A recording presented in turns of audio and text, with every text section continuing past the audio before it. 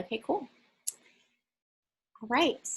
Happy Wednesday, everybody. So glad to see you. Sebastian, thank you for presenting today. And Katie, I'm so glad to see you. This is your first one, although we used to have.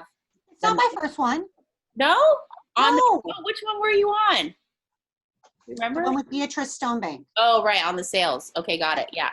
So we've been doing the golden hour for like almost 3 years now. We used to do it in person because we had beer on tap and snacks and stuff, but now we're doing it on Zoom, which is great. So I'm so glad to see you guys. And so with that being said, I will pass it over to Sebastian and open up your presentation. And well, there we go. Yeah, let's do the share. See if that works. Oh wait, no, I want to hit the present. That's the wrong one. Okay, great. Well, there we go. Yeah, so just say ding or next whenever you're ready. No worries, I'll do that. Well, listen, thank you for inviting me. I appreciate getting asked to speak. You know, there's not much I know a lot about, but just capital markets and the economy just happens to be one of those things. And arguably, you know, maybe wine's another one. But I think this is an interesting topic because I think if you ask a lot of people, they will tell you that there's an enormous amount of uncertainty in the economy. Mm-hmm. And the other thing I regularly hear is, you know, conversations about valuations in stock markets and how they can't be right. So one of the things I want to do today is just walk through a couple of slides and demonstrate why people have good reason to be relatively optimistic about the economy and why stock markets are where they are.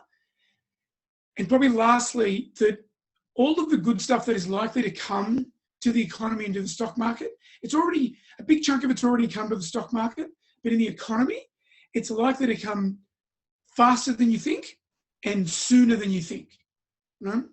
And one of the reasons I'm going to posit that that's the case is because that's kind of already happened in the stock market, and stock markets tend to lead economies.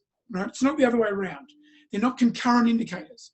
The stock market is generally in front of the economy, and the stock market got better faster than you think and sooner than you think. Right? So I think there's a pretty good chance that that's what's going to happen to the economy. Now, Lainey, I'll get you to send over to that next slide, which you stopped sharing your screen, so Yep. I can't.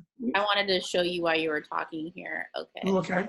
Yeah, let's see here. Let me go back to this. Give me one sec.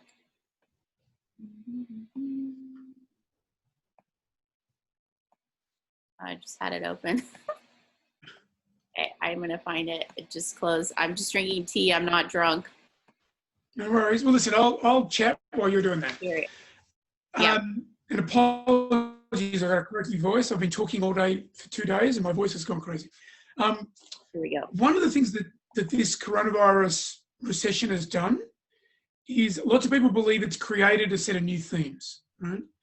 And in reality, what's really happened is that it's just accelerated themes that were already there.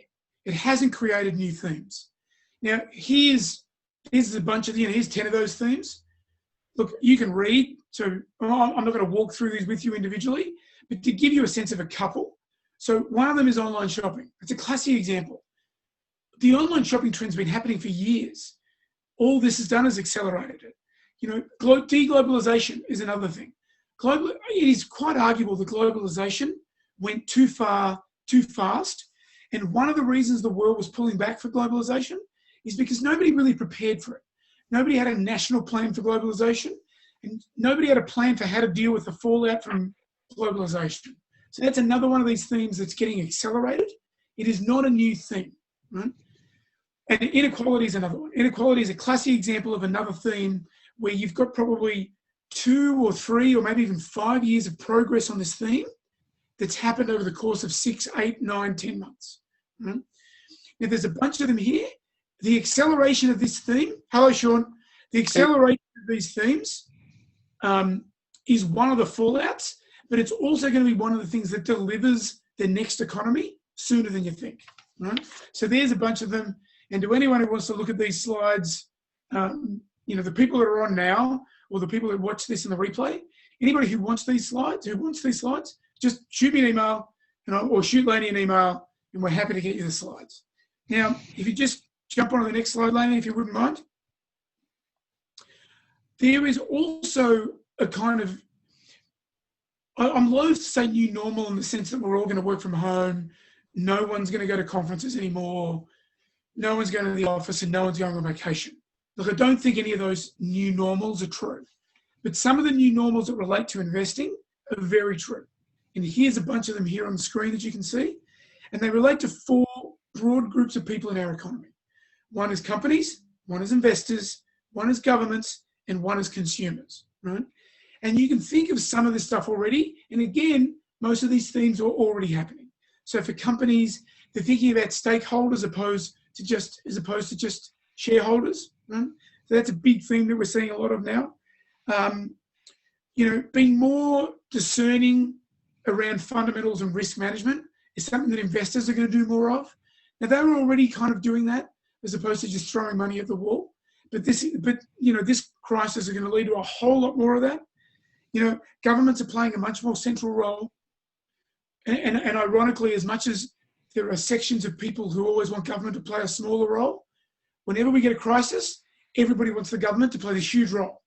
So the reality is, if we're going to keep getting some of these crises come, sooner rather than later, and maybe more often than they used to, governments are clearly just going to play a bigger and bigger role. It may just not be the role that people think of, but it's going to be a much bigger role. And then in terms of consumers are going to change the way they do a lot of consumption, more e-commerce, and we've already kind of touched that. I think there's a relatively big chance that consumers save more than they spend. Consumers have been usually huge spenders. We've had a huge increase in the savings rate as a result of this crisis, and we're likely to get more of that if we keep going. Mm-hmm. Now, quickly, Laney, if you could jump to the next one. I'm going to show you 2 reasons why I think corporations are going to recover quickly, and when corporations recover, the stock market recovers. So one is profit margins. Profit margins have been on the up since long before COVID, right? So a classic example of another theme that's getting accelerated, it's not a new theme. And you can see from this chart, since late 2018, profit margins have been on the up. Now, they dropped off a little bit in 2019 and on the next slide, you'll see why. They dropped off a little bit in 2019 and in the start of 2020 when we got COVID. But post-COVID, bam, profit margins are back on the up. High profit margins means higher earnings. Right? And if you jump to the next slide, Laney, if you wouldn't mind, corporate cash is way, way up. It's up 35% year to date in 2020. But you can see the corporate cash has been on the up for some time, and corporations have been using that money to do what's called CapEx, capital expenditure. And capital expenditure leads to higher earnings. So higher earnings from capital expenditure, higher earnings from higher profit margins, higher earnings in the long run lead to higher stock prices and better economies. And that's what we're going to see going forward. And that's why the economy is going to bounce quicker than you think. Laney, if you could jump to the next one. Here's a bunch of interesting points. Again, because everyone on this call can read English, I'm not going to read these points. And again, if you want the slides, ask me later, or ask Laney later, and we'll get them to you. But there's just a bunch of stuff going on in the world that is going to deliver a better economy and a better stock market sooner than you think. The one key one I wanted to really point out is the first one, right? And that is this: is depending on how you measure it, somewhere between 25% and 50% of global GDP has been injected into the economy or into capital markets by either federal governments or central banks. That is just an enormous number. It's an enormous number. And to the extent that stock markets believe that there's a light at the end of the tunnel for COVID, once you overlay how much money goes sloshing around in the market, that's why stock markets are where they are. Right? So that's one of the key things. And Laney, jump to the next one. The other thing I hear a lot of is that the economy and the stock market are massively dislocated. And it's true, they are. And the reason they're dislocated is because they measure something very, very, very, very different. Right? And because of that different measurement system, and like I said before, the stock market tends to run in front of the economy. That's why the stock market is where it is, even though the economy is lagging behind a little bit. Right? Now, the last thing I'll say is this. Demographics. Demographics are a huge, huge, huge player in what happens to the economy and what happens to stock markets. The millennials are a bigger generation even than the baby boomers. And the baby boomers have been the generation driving the economy for the last 25 years. Right? Now, I'm in Generation X. We're a small, little, pathetic generation that no one could care less about because there wasn't very many. Right, and in fact, all of us here are probably Generation X's. We are not pathetic. We're not pathetic. Come on now. We're of value. We mean something.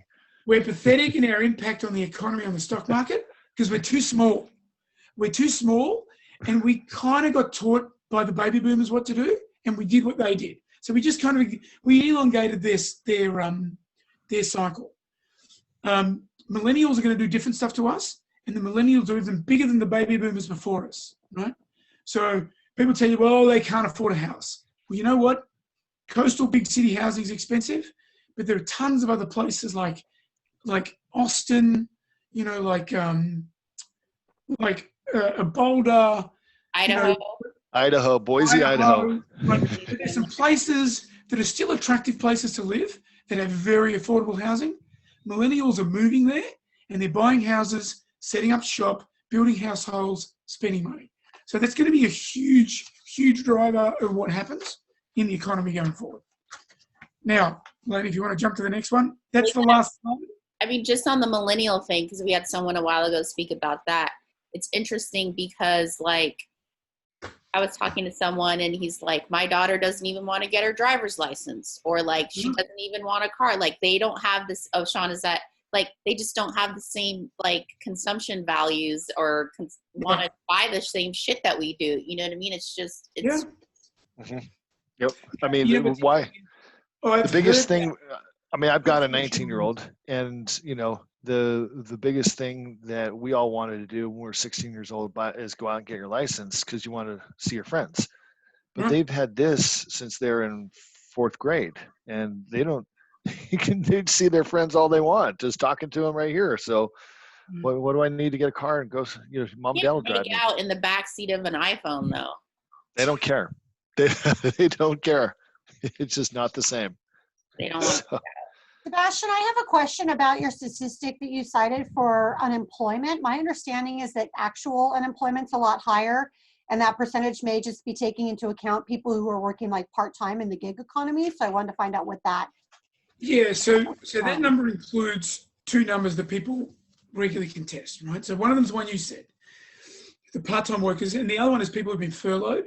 Because if you've been furloughed, you're getting paid, but you can't claim unemployment, but you're not working, right?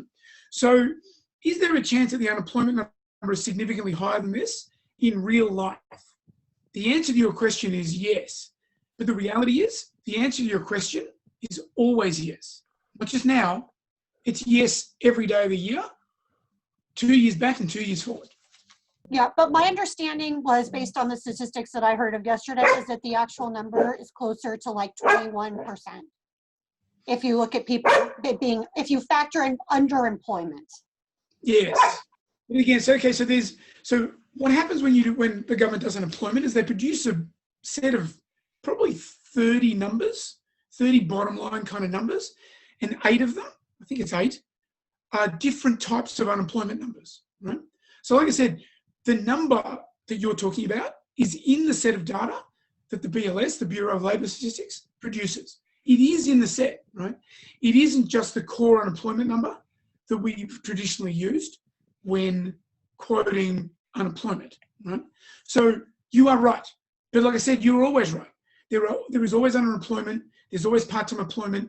There's always someone who's been furloughed. Look, the numbers aren't as big as they are today, right? But there's always someone, and that's why the BLS produces 8 different unemployment numbers, because it depends on whatever number it is that you want to use or what it is you're trying to measure. The BLS attempts to produce a number for it, right? But the standard non-farm payrolls unemployment rate, that's the number that's quoted on their page. That's the number that we've traditionally used, and that stock markets have traditionally used to figure out where the labour market is. Now, last thing I'll say, when there's really big differences, particularly in terms of historical differences between some of the 8 numbers, then that's going to have an impact on what people tell you. And you're going to hear the talking heads on TV. They'll be telling you about that. But the reality is, so the number in particular that catches everyone is called the U8 number, and the number that catches almost everyone's called U4. Okay, the gap between the core unemployment number U4 and U8 today is no different to what it was in January. So, yeah, I think it surprises a lot of people to hear that. But the reality is there's been a very, very large number of people who've been able to transition to do what we've all done, which is to move online. And then the people who haven't been able to move online, there's been a ton of other jobs that have come up. So people who worked in retail, that's why the number's more than doubled, right? Because there's a bunch of those people in that number, but there's also a bunch of those people who are now working at a warehouse in Amazon. They're doing some kind of driver job. There's other jobs that have been created. So we're not going to get back to the 3.8% number for probably a year and a half, but we're going to have this stubbornly high unemployment number. But just remember, the base answer to your question is yes, you are right. And yes, there are higher numbers of unemployment, but those numbers always exist and they're measured, and the BLS makes them available to you. Got it. Now, the other quick thing I'd say to you about millennials, just to get back, Sean, to your point.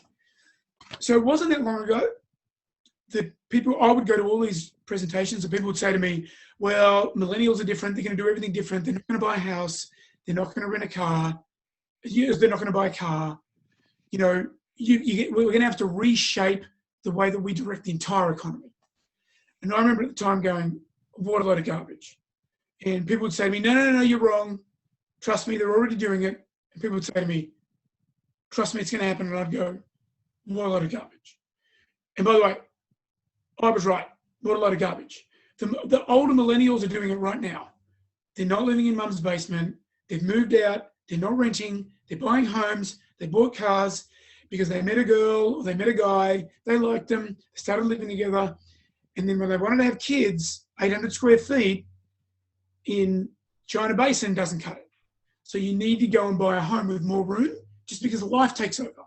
So if you want to have kids, if you want to get married, you buy a minivan, you move to Marin, and millennials did it. They just did it later than we did it. And the reason they did that is because they grew up into the teeth of the worst recession in 3 generations. And so it delayed everything they did, but they still did it all, right? So all these young kids, including your kids, Sean, they are eventually going to do all this. They're going to meet someone they like, and their behavior and consumption patterns are going to be very similar to ours. And as a result, part of the reason the economy is going to pop is because as these people get a chance to do this consumption is going to come quicker and sooner than you think. Makes sense. I'm seeing that for the first time home buyers, coming out of the woodwork and wanted to get pre-approved to buy a place. And, they're all millennials. And of course they all have mom and dad as far as their bank for down payment. There you go. I was late getting here because it was a long call with, how much money do we negotiate from mom and dad for down payment? You tell me, and then we'll figure out your numbers. Right. There we go. So, yeah. Okay, I'll go back. Yeah, we got some more slides. I always get interested. I'm going to ask one question because I think this is interesting. Okay, I'll stop. Who here believes there's an enormous disconnect between the stock market and the economy? 2 for 2, 2.5 for 2.5 for 3. Yeah. So again, I'll say this: the economy and the stock market measure 2 different things. The economy, for the most part, looks backwards, and the stock market almost exclusively looks forwards. Right? So that's the first thing. The second thing is, remember, the stock market is measuring the total value, to the extent we're talking about the S&P 500, is measuring the total value of the 500 largest corporations in the country. And of those 500 corporations, 5 of them make up 30% of the value. Okay? So 495% of the stock market companies in the stock market is measured by only 70% of the value. Right? So it's Amazon, Apple, Google, Facebook, Netflix. There's your 5. Okay? So there's 30% of the market right there. Okay? Now, remember, because stock markets look forward, when you buy a piece of stock, you are buying 15 years of cash flows and discounting them all the way back to a price today. Okay? the value of that stock is not going to change radically if instead of discounting 15 years, you're going to discount only 14 years. Even if it's only 13 years. Right? So the stock market doesn't believe that the COVID crisis is going to last much past the middle of next year. Right? And so that's why it's not discounting massively the price of stock in the market today. Right? The second thing the stock market is doing is looking forward and saying, well, once the COVID thing's done, will we get a ton of that demand that didn't come back because we've got a ton of pent-up demand? And I think pretty clearly that answer is yes. Right? And then the third thing the stock market's seeing is all of that stimulus that I mentioned, the 25 to 50% of global GDP, going in. Right? Money's got to go somewhere. It's kind of like your roof and water. When water gets in, it's going to end up somewhere. It's going to end up down your wall or on your floor. Well, when money comes into capital markets, it tends to end up in one spot. It tends to end up in the price of quality assets, and the stock market is a quality asset. So that's what's holding up the stock market as well. So that's one of the reasons you're going to see this big disconnect for a long time. I don't think Amazon has any pent-up demand for me based on the number of boxes currently on my porch. Right. But what about Delta Airlines? What about Hilton Hotels? Yeah. Oh, yes. There's pent-up demand for travel, that's for sure. Yes. Oh, I've already booked my dog walker to watch my dogs for spring break next year. I'm going somewhere. Nowhere, but I'm out of here. What about the next time ACG holds a conference? Or you get a conference to go to in Vegas? Mm-hmm. It's going to get ugly. Oh, Everyone's going. I'm way overdue for like a Katie Gone Wild trip. What about you and Lady will have a great time. You go and guess that Michael McLaughlin's San Francisco 13? Yeah. And you haven't bought any clothes for a year. Right. Well, so. Oh, I haven't stopped buying clothes. Yeah. Do you think Amazon has kept you in business? Does the amount of the debt that we have that we're incurring through all the PPP and all these different loans, does that debt that we're taking on as a country or whatever it's called, does that have any effect? I mean, we've been in debt for a long time. I don't know. Do you know what I'm saying? Yeah, no, I know what you mean. I mean, does it have an impact? Look, the answer is, if you look at all the economic textbooks, it should, right? But the reality is that the United States doesn't have a sovereign wealth fund, okay? So Norway has a sovereign wealth fund, for example, Saudi Arabia, China. These countries have saved money as a country and they go and invest it, just in case they need to spend the money as a country, okay? So the United States doesn't have that. And the reason it doesn't have it is, one, is because it always spends more than it brings in. But two, because the United States isn't a single place. It's a collection of 50 other little places, right? So the reality is the United States can't really do that. It's really difficult to do that, just mechanically. But here's the good news. The United States does have a sovereign wealth fund. It's called the United States dollar. It is the reserve currency when you price oil, coffee, tons of bonds. It's the reserve currency when you price tons of international transactions, tons of exchange rates. So the world really can't do without the US dollar. And that's a huge advantage that the United States has. The United States Sovereign Wealth Fund is the fact that it can run this huge national debt, issue treasuries, and sell them to the world because it's US dollars. And people want and people need US dollars. So that's a long answer to your question. The short answer is this. All of us are going to be dead before it matters that the US has got a huge debt, unless one thing happens. If we get an enormous bout of inflation, that could be hugely problematic, because then the interest rate on a lot of debt is going to go up when we refinance it or when we reissue it. So that could be problematic, because now the amount of interest expense that we have as part of the federal budget could be a problem.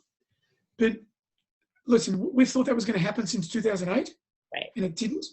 Now it's happened again in Corona, and it didn't. Europe's in a much worse space than us. So, they're going to roll off before we do, because we've got the reserve currency. So, like I said, I think we're all going to die before the national debt is a problem, is a real problem. We're kick the can down the road for our kids and grandkids. to deal with later. But I thought it was interesting, Sebastian, today, where the stock market took a beating and interest rates were flat. And usually the historical issue is when the market goes down, they all move their money into bonds and interest rates improve. And now it's just the disconnect because of the infusion of the government of putting all this money into bonds, that it's just, they're manipulating the market. They're just, and people say, how are rates doing? They've been flat since August for the most part. They've been flat. And so it's like, no reason to refi if you haven't already, or hang out and wait till the surge dies down to get back in later. But that manipulation of the market is happening big time right now.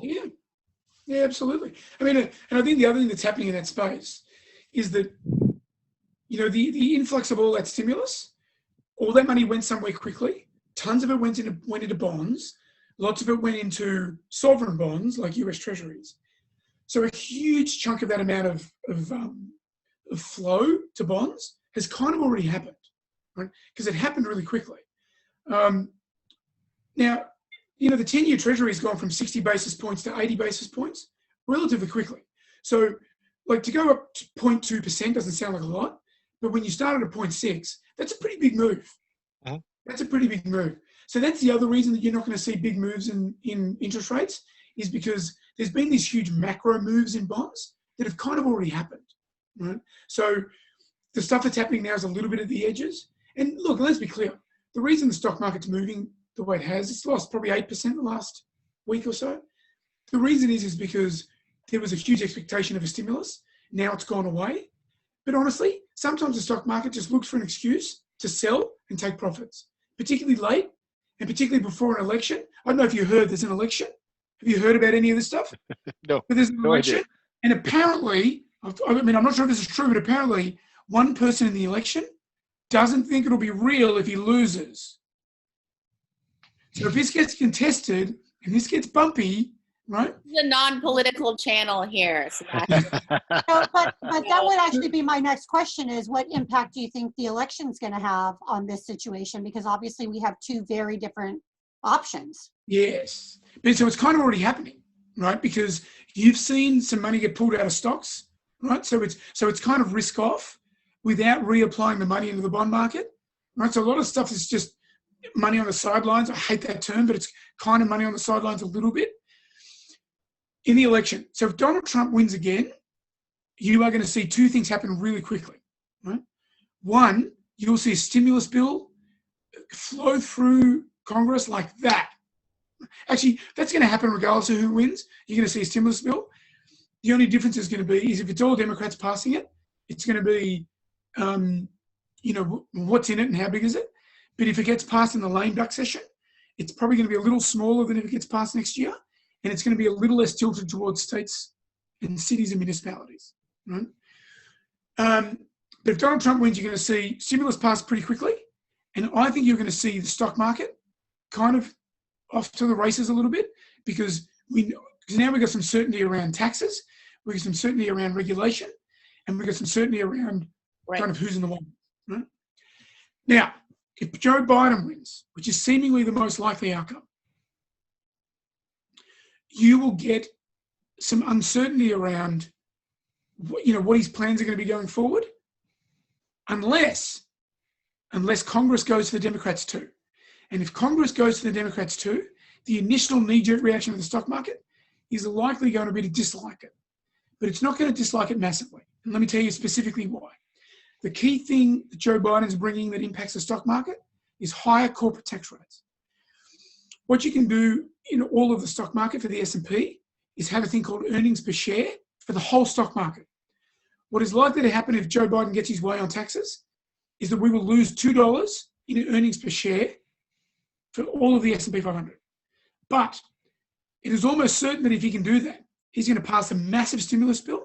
He's also going to pass a pretty significant infrastructure bill that then adds back about $1.85. So the reality is in spite of all of the stock market's going to crash if Joe Biden wins, it's garbage. Because anything he takes out is going to be a pushback in. And I think what you're likely to see is some short-term volatility in the stock market, but it's almost certainly over the course of a month or a couple of months, just going to pan out. If we then get good news, I don't care who wins. If we get good news on a vaccine, we're off to the races. And the economy's going with it.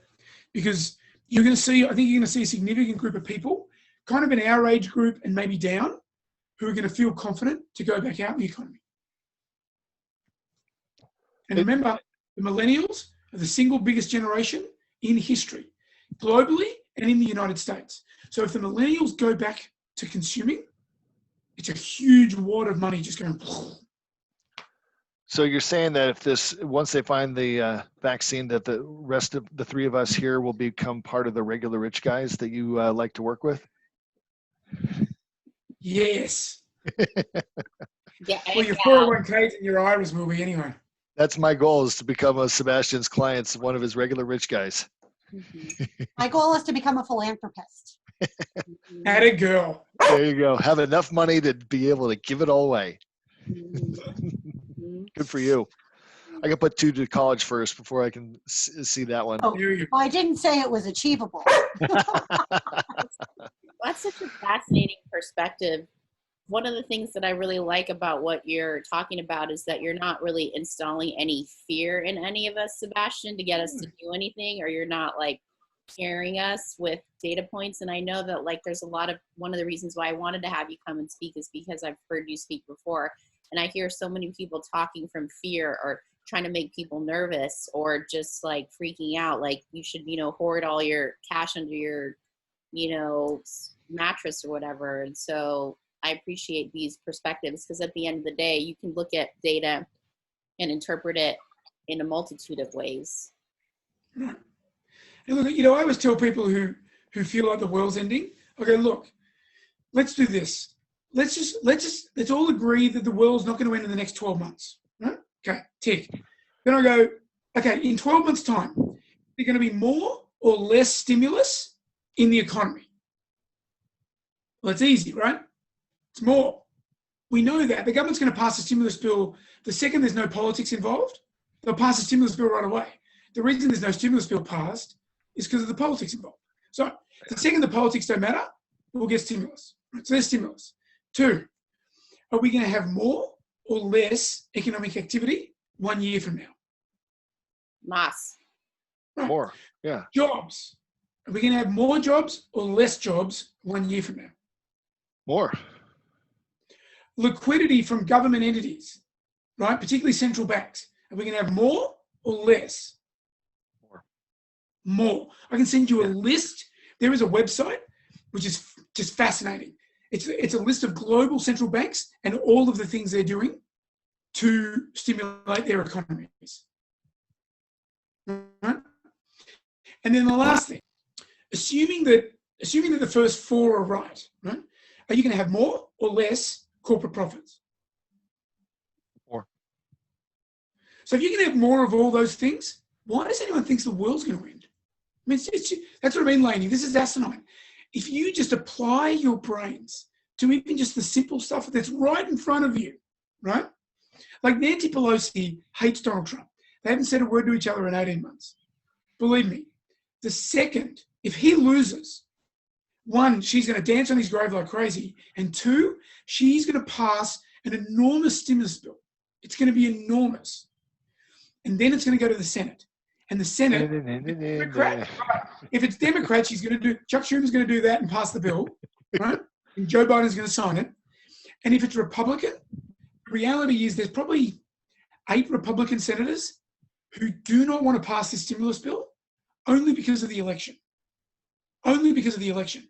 The second the election's done, they'll pass it. Mitt Romney wants to pass one. Martha McSally wants to pass one. Susan Collins wants to pass one. Murkowski wants to pass one. Like all these people want to pass this stuff. So the reality is the second that the election's out of the way, whether the Republicans control the Senate or the Democrats do, it's irrelevant. There's going to be enough votes to pass it. Boom. Problem solved. When do you have time to work? You're reading all this and following all these senators and everything. You're like, Listen, a lot of my job involves reading, keeping up on this stuff for when Lainey asked me to speak, right? When Joe DeLucchi asked me to speak, or when clients call. I've had 4 client reviews today, and all of them asked Lainey's question. I think it is the quintessential question at the moment, and it's one of the most important questions that people need to have an answer to if it interests them or they have an interest, right? Like a financial interest.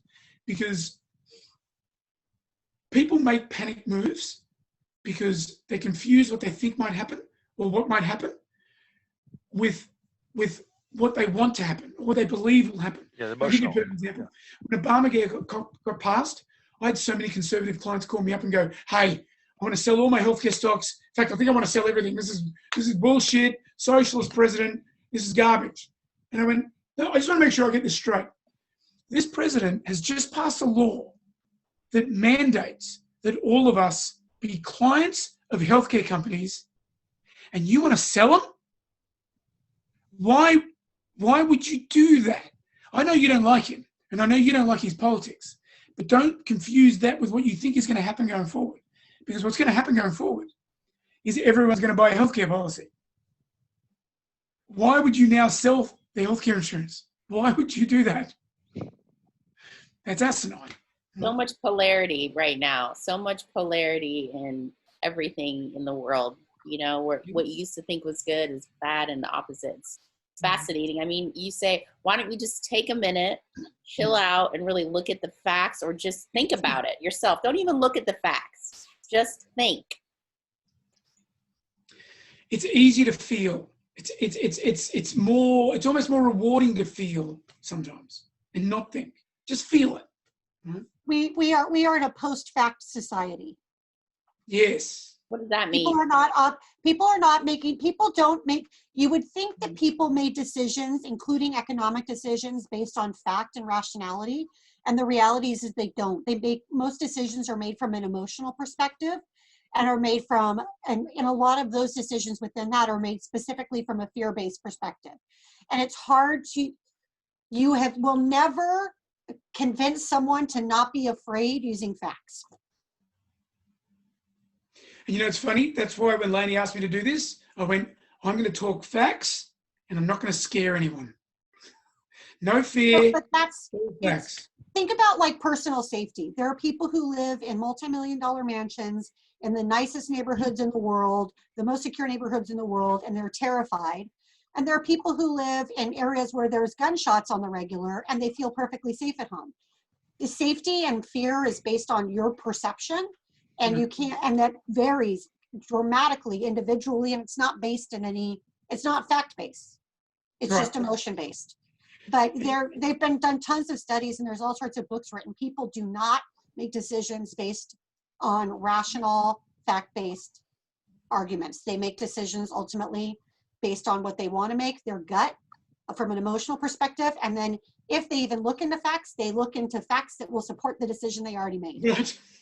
So that's what I was going to say is, you know, social media, I'm going to cut these people a break a little bit, because social media will send facts to people that are based on interactions they've had with that platform before. And it could send what 2 different people think are 2 different sets of verifiable facts, and they're diametrically opposed, right? And so it is possible for 2 people to get facts sent to them by platforms they trust that are entirely contradictory, right? And that's the world we live in, right? The part of the post-fact world is that we have platforms that will send you facts, but those facts just align with what you've already confirmed. No, confirmation bias is alive and well, and cognitive dissonance is the other big variable, because, you know, like now, even if you present people with facts that directly contradict the decision they made, most people will psychologically double down on that decision rather than assess the facts and change their mind. Right. And that's across the board, all people. It's a well-known psychological tool that the majority of people will double down, even if you can factually prove them wrong. They will not change their mind, they just double down.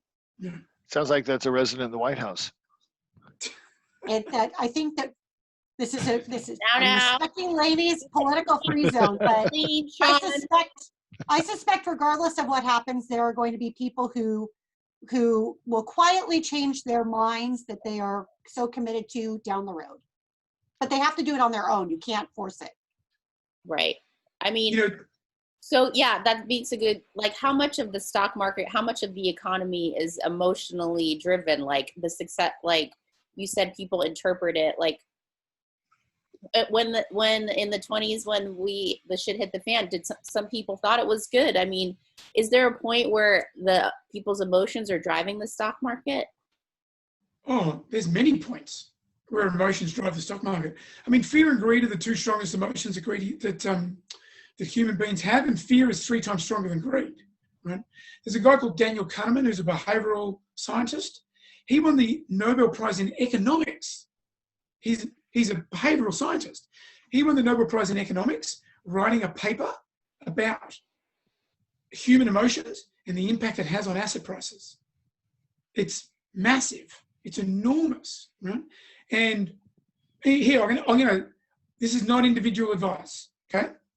But I'll tell you this: if next week we get any election-related volatility at all in the stock market, and the stock market rolls over hard, take all the cash you have and buy IVV. In fact, don't do that. Buy OEF. OEF is the ETF that tracks the index for the 100 biggest companies in America. Okay? O is in Oscar, E is in Edward, F is in Frank. Go buy it, because it'll be a classic example of emotions driving the stock market. Because it doesn't matter what happens next week, whether Donald Trump sues, whether Joe Biden concedes, it doesn't matter. Because on December the 8th, that is the single final day that we have to know who the president is. And I'll tell you why. Because in the Constitution, it says very clearly that the Electoral College voters, 6 days before they vote, have to know and lodge who they're going to vote for. And they vote on December the 14th. And 6 days before December the 14th is December the 8th. That is the single final day that we have to know who the president is. Doesn't matter who contests, what lawsuits are out there. There will be a Supreme Court decision, and they will decide. And it will be decided by votes. So Amy Coney Barrett, Neil Gorsuch, Brett Kavanaugh, doesn't matter. They don't get to vote for the guy who put him there. They get to vote for the person who won. If Donald Trump, they'll vote for Donald Trump. That's not true. But that's not true. There are only certain states. There's only a small amount of states where the vote is actually tied to who won the popular vote in that state. For a number of states, they could actually go to the state legislature, and the state legislature could direct the Electoral College how to vote. And more state legislatures are Republican than Democrat. So it is not a given that it will go with the popular vote. No, I didn't say it will go with the popular vote. What I said is that that's the day that the Electoral College voters have to have finalised who they're voting for. But they might be directed on who they're voting for by, but that's what I'm saying. The Supreme Court does matter, because if it gets to that, there are certain states where the states will direct them on how to vote, or the states will appoint electoral college members where they know what their votes will be. No. I agree with you. We're saying the same thing. But what I'm saying is on December the 8th, that's the day we'll know who the president is, right? And it's not possible, for example, let's just use Amy Coney Barrett because she's the most recent one. It's not possible for Amy Coney Barrett to do anything other than to make a decision, because everybody thinks, oh, she's there because, they want to repeal Obamacare and Donald Trump wants to have her there in case the election gets contested. Well, it doesn't matter who's there, whether it's her or Ruth Bader Ginsburg or someone else. They're going to make a decision that's based on how the Electoral College guys are going to be directed to vote, whether it be by the legislature or anyone else. It doesn't matter, right? It's going to be relatively black and white. That's my point, right? And you can't call black white just because it doesn't suit the person who put you in the seat. That's all. Tell that to Al Gore. Well, how do you become an Electoral College member? Well, they're appointed. They're appointed. It's basically, yeah. State by state. Yeah. It's a gift. By the governor? By the governor? No. So it's usually the parties that have people that are appointed, but that's what I'm saying. There is a point at which, so for some states, it's a winner take all. For others, it's done proportionally based on vote. For some states, there is a law that directs the electoral college members to vote in the way that the popular vote in the state went. And in other states, it is possible that the state legislatures could appoint the electoral college voters, in which event, whichever party is the majority of the state legislature will vote people in their party. So now, there's only 2 states that do the college votes by anything other than winner take all vote. It's Nebraska and Maine. That's it. Everyone else pretty much is. I don't think that's correct. I think there's I don't think that number's correct. Hold on. That's where we have Google. Yeah, have a look. I'm pretty sure it's only 2. I thought it was Nebraska and Maine. But the upshot of the conversation is this. On December the 8th, we'll know who the president is. So that's not public. We're going to roll over in the stock market because we don't know who the president is. Buy those stocks. That's a classic example, Lainey, of people's emotions getting in the way. Now, there is real uncertainty there. But the beauty of it is you know when the uncertainty is resolved. It's resolved on December the 8th. Then the Electoral College votes on December 14. Congress ratifies the vote on January the 8th. The new president or the president will be inaugurated on January the 20th. I think that, people's hysteria around COVID and things have, with fires and stuff, they just escalated their emotions. So they've made this coronavirus thing an economic thing, and it's not really an economic thing, right? It's like it's not about economics where in 2008 it was. This is our economy is a byproduct of it. So there's nothing broken with our system. And I think people it's another example of emotion. Well, this is all fucked over here, so let's just sprinkle the fucked seeds everywhere and watch it all grow, it's just not how it is. So correct. just a quick thanks to Google, Maine and Nebraska are the only ones who do not employ a winner-take-all system, but only 26 states legally bind their electors to vote for the promised candidate that received the plurality. Right. But I mean, look, again, I'm always the foreigner who's telling Americans that I've got much more faith in their institutions than they have. Happens to me all the time, right? I have an enormous amount of faith in the institutions in the United States. When I was about 12, I wanted to move to the US and live here, okay? And by the time I turned 33, I pulled it off, okay? But I'm telling you that the system is set up in this country really, really well. I'm not a guy who thinks that the Constitution is the world's most perfect written document. I don't think it's a flawless document. It's not, right? Listen, these guys did the 1700s version of the back of a napkin, but they did really, really think it through, right? They did do that. And now, that said, if you get a tie in the Electoral College, watch this, I bet you Katie knows this too. If you get a tie in the Electoral College 269, it goes to the House of Representatives to break the tie. But you don't break the tie by member. You break the tie by state. So all the members in one state come together and become one vote. So what's the flaw in that?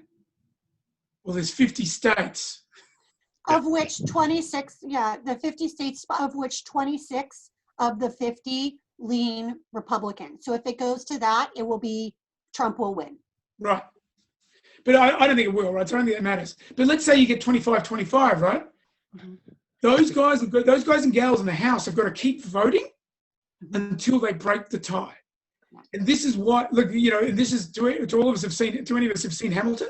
This is why Aaron Burr shot Alexander Hamilton.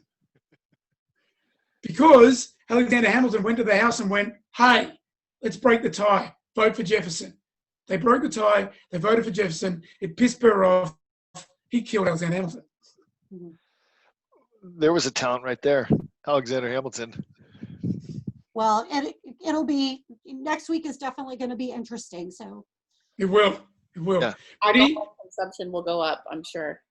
I will end this with my thesis. Here we go. Here's my thesis. If all of us are willing to stay up till about midnight on Tuesday night, you will go to bed knowing who the president is. And I'll tell you why. because I think that we're going to get an enormous turnout. The usual turnout is about 130, maybe 135 million people. We're going to get it. We've already had 65 million people vote. So we're going to get a turnout of about 150. So between 150 and 160 million people. This is a landslide turnout, right? I think that's important for two reasons. One, usually when you get a massive turnout, it's really good for Democrats. Yes. Almost always, it's really good for Democrats. But two, and I think this is the bigger piece, the incremental turnout of maybe 20 million people is going to lean towards Joe Biden significantly. That's part of the reason they're turning out, right? Because if you're a Donald Trump voter, you have there's no reason you didn't turn out in 2016. You wanted Supreme Court justices. Well, you got it, right? You didn't want Hillary to win. Well, congratulations, you got it. No one dislikes Joe Biden anywhere near as much as they liked Hillary Clinton, And if you're massively conservative, you don't have a huge motivation to turn out for Supreme Court justices, because guess what? You just got 3 in 4 years. Yeah. And the 3 are under 55. They're going to be there for a long time. Right. Like, you're in good shape. So this is the thing. I think that a huge percentage of the turnout is going to be for Joe Biden, the incremental turnout. And so what happens is when you go to bed at midnight and Joe Biden is close in Pennsylvania or winning, he's going to win, because Pennsylvania is not going to open their postal votes until the polls close. So they're going to count those over the next 2 or 3 days. And 2-1 Democrats are voting by mail in Pennsylvania. So all those votes are Joe Biden votes. So if he's close when you go to bed, he's going to win Pennsylvania. If he wins Pennsylvania, Donald Trump can't win. So there was an interesting statistic this weekend about Black voter turnout in Texas and Georgia. And the levels of Black voter turnout there already, this was before last weekend, are over 110% of Black turnout out for the entire election in 2016. Holy moly. That's with 10 days left to go. That's what I mean. In Texas and Georgia. The incremental vote, this incremental vote of 20 million people is, 2-1 to Biden. It's huge. So what do you get? There's 275 million in the country? And you're saying 100, how much? 330. 330. And so how much, but yet you're only saying 50% are going to vote then? 165 million? Well, there's only about 61%, I think, or 62% who are eligible to vote, because they're either under 18 or they're okay. So, the other thing is, or they're not US citizens. Like, for example, I'm a green card holder. I'm not a US citizen. I can't vote. Yeah.